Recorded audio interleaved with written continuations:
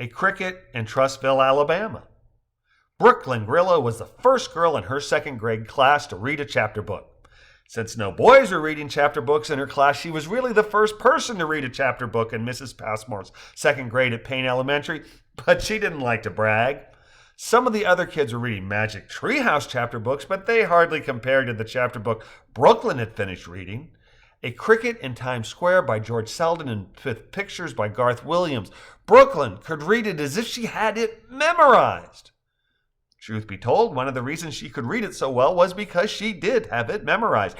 Ever since she was a little girl, her mom Christy and her dad David had been reading to her about Chester the Cricket, Harry the Cat, Tucker Mouse, and Mario Bellini. Cricket had a special place in the Grillo household and an even bigger one in Brooklyn's heart.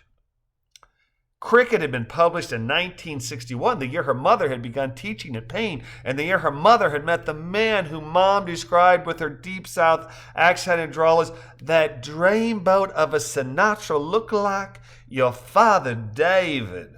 Brooklyn had grown up hearing a chapter or two of Cricket every night from as far back as she could remember. At the advanced age of 8 years, she had heard the book in its entirety hundreds of times and now could recite from memory any part of the story. This explained her seemingly fantastic fluency, but not her obsessive fascination.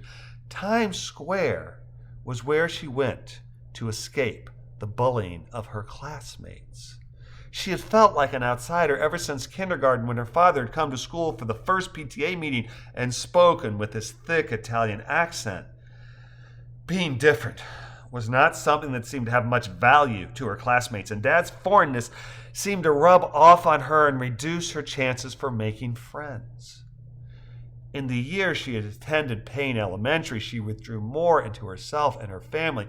Brooklyn knew that it was just shy of 1,000 miles from her home in Trussville to Chester's in Times Square, but she would reduce the distance to a simple jump in her mind that she covered in the wink of an eye. Now it seemed that she spent as much time daydreaming about Tucker Mouse and Harry Cat trying to help Chester as she did living her real life. But when Mrs. Passmore started praising Brooklyn for her fluent reading of what was a difficult book for a second grader, the other children began to notice. The girls who had teased and bullied or at best ignored her at recess now seemed to find Brooklyn an acceptable and sought-after playmate. The impossible had even occurred the week before when a group of girls had invited her to a roller skating party for the first time in her life. Brooklyn was feeling acceptance, and that helped her tremendously in coming out of her shell and feeling comfortable in her skin. After a few weeks of Brooklyn being treated by others as a sought-after companion rather than a pariah, her dad came to visit Mrs. Passmore after school one day.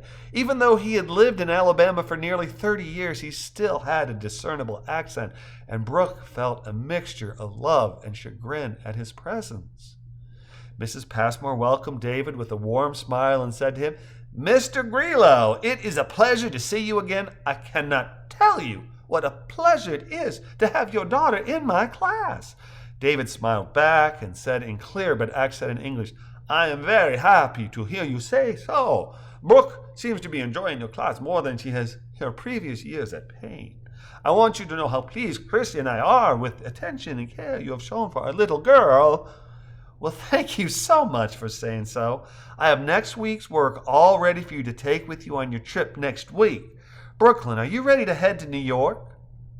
Brooklyn looked at Mrs. Passmore quizzically and asked, "Ma'am?" "We haven't told her yet. We thought it would be a nice surprise." "Oh, my, I hope I haven't ruined anything for you." No, not at all. I was going to tell her now. Brooklyn, as soon as your mother is done with work, we are going to fly to New York. We will visit the town where I first stepped foot in this great country, where your precious Chester has lived for so many years in our imaginations, and the borough for which you are named. We do this to celebrate the hard work that you have put forth in becoming a proficient and enthusiastic reader. Brooklyn didn't know what to say. Just when she thought things couldn't get better, Dad proves her wrong. "Daddy, I don't know what to say. I'm ready to have our adventure." And with that, the Grillos were off.